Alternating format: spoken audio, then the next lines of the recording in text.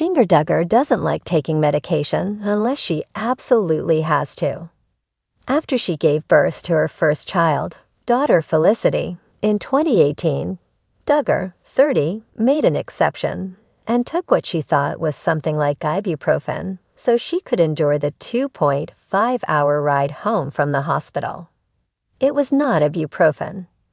Duggar doesn't know what it was, but she described it as feeling like hard drugs when she recounted the story on the Jinger and Jeremy podcast. Jessa, Abby, and more pregnant Duggar sisters showing baby bumps over the years. Pics. I wasn't thinking it was going to be anything more than ibuprofen. They gave me some serious, like hard. I was gonna say hard drugs, she said on the episode released Wednesday, November 20. Doctors gave her the medicine about 10 minutes before the couple left the hospital in San Antonio, headed back toward their home in Laredo, Texas. They gave me something, and I don't remember what it was, but it made me so nauseous, she said. I felt like I was going to vomit the second I got in the car. With the counting on crew by her side for the trip home, Duggar needed to ask them to turn off the GoPro cameras they were using to document the ride. Jinger Duggar and Jeremy Vuolo's relationship timeline, from courtship to married with children.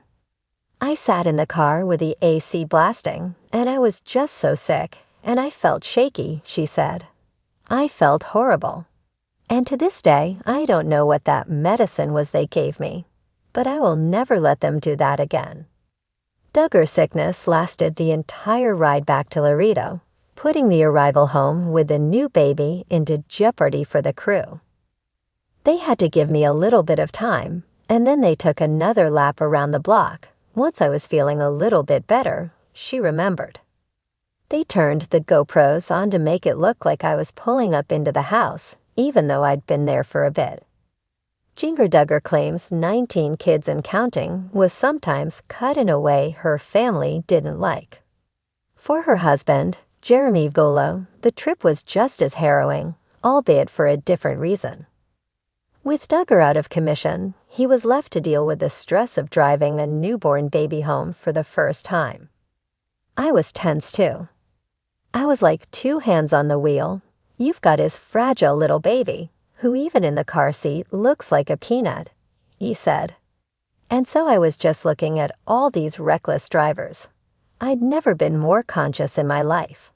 I was more conscious of the rules and regulations of driving than when I was taking my driver's test. Thankfully for both, Duggar said she learned her lesson.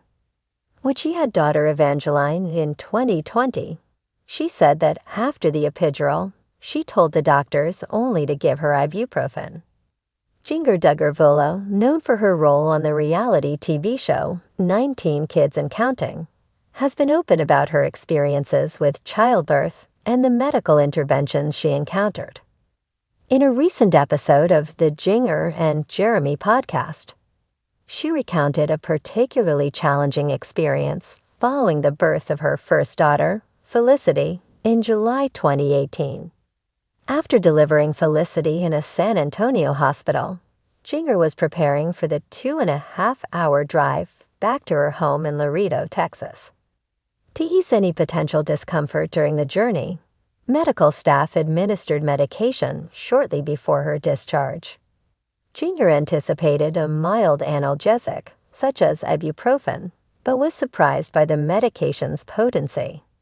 She described it as some serious, like hard drug, noting that it induced severe nausea and shakiness. The unexpected side effects made the drive home particularly arduous, leaving her determined to avoid a similar experience in the future.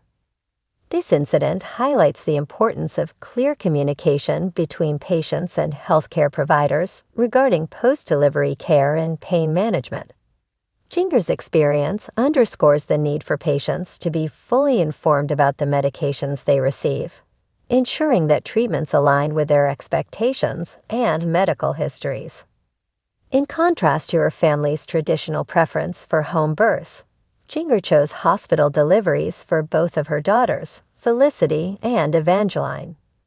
Her decision was influenced by witnessing complications during home births among her relatives, leading her to prioritize the medical resources available in a hospital setting. Despite the challenges she faced, including the adverse reaction to post-delivery medication, Jinger remains an advocate for hospital births, emphasizing the importance of safety for both mother and child.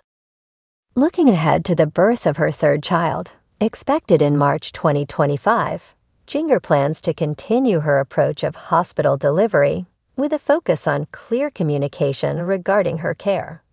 She has expressed a preference for minimal medication post-delivery, opting for milder pain relief options like ibuprofen, and remains open to the use of epidurals during labor. Her experiences have reinforced her commitment to being well-informed and proactive in her healthcare decisions, ensuring that her choices align with her comfort and well-being.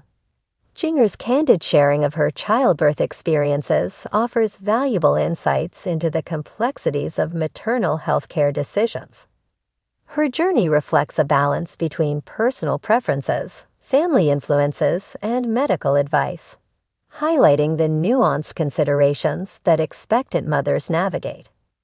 By discussing her challenges and choices openly, Jinger contributes to a broader conversation about patient advocacy, informed consent, and the diverse paths to safe and fulfilling childbirth experiences. For a more in-depth understanding of Jinger's experiences and perspectives, you can watch the following video.